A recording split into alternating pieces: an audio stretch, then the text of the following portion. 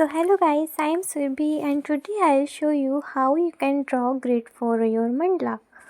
So if you are a beginner, keep watching because I'll be explaining everything in this video.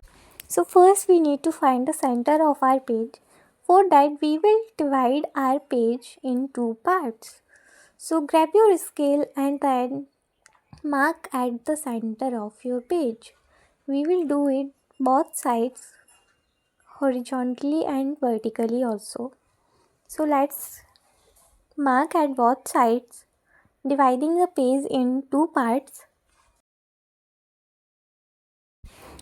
After that, connect both these lines of both sides. So we will connect both these lines. So if you want, you can draw marginal lines at both sides, but I don't usually draw marginal lines. After that, grab your compass and draw the outermost circle. So the radius of this circle is 8 cm because I want to draw a big mandala. So draw the outermost circle as per the size of mandala you want. Then we will draw grid lines. So grab your protector and place it on these three lines like this.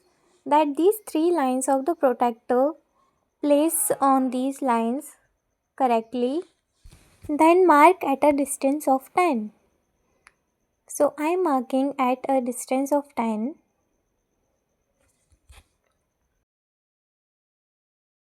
After marking, if you want, you can also mark at this another side, but honestly you don't need to.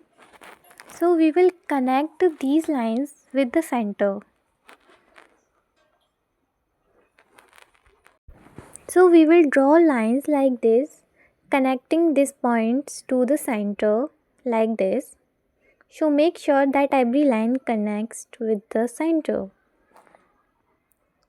So we will draw all lines like this. Make sure that every line goes through the center like this.